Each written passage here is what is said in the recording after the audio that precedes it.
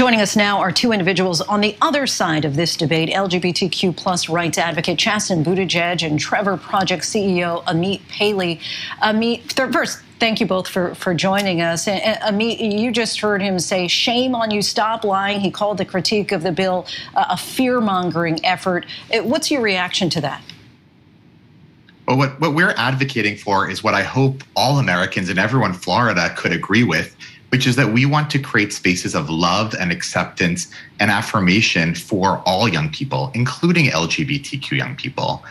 And what this bill does is this bill creates a lot of fear. We've already heard many young people in Florida who are worried about what this is going to mean for them. We've heard from many teachers who are worried about the impact it will have on them, on censoring or banning them from using common language or validating the existence of certain types of families. And we've heard from families and parents who are worried that their child can't say that they have two moms or two dads.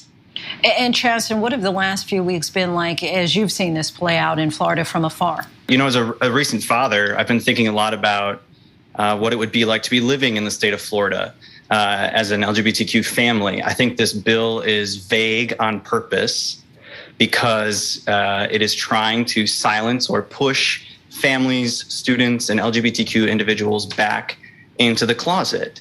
And I'm worried, not only as just an individual of the community, but as a father. I'm wondering what it would be like if my kid were going to school and talking about the great weekend that they had with their dads. Is a teacher supposed to censor my kids? Are they supposed to silence my kid and say, hey, we can't talk about that here? And I think these lawmakers are choosing extremely vague language because they want teachers to be fearful of talking about these subjects. And Amit, the legislation states that these lessons, quote, may not occur in kindergarten through grade 3 or in a manner that is not age appropriate or developmentally appropriate for students in accordance with state standards. Break down for us exactly why you view this bill as detrimental, given that it does have the caveat that the material should not be taught in a manner that is not age or developmentally appropriate, as opposed to outright banning it. Well, we've heard from a lot of teachers, and I spoke to teachers from Florida recently. They are confused about what that wording actually means. And when you create intentionally vague language that has certain types of censorship or bans in it, it's going to lead to a lot of fear, and it's going to lead teachers to be worried they're going to lose their jobs if they talk about something. And so if they have material that they otherwise are currently teaching, basic things about the civil rights movements in this country, people in American history and global history who've been LGBTQ, lessons plans where children can talk about their parents and their families, they might be hesitant to do that because they don't want to lose their jobs. And Chasten, as a former educator and a father, as you just mentioned, you have the young twins at home. How are parents of same-sex kids supposed to respond to this? I think that's an excellent question. I watched hours of the debate on the floor over this bill. Lawmakers on the other side of the aisle were asked that question specifically and repeatedly. What are teachers supposed to and not supposed to talk about? As a teacher myself, I'm wondering, where is the language in the bill that tells me what I can and cannot talk about or teach?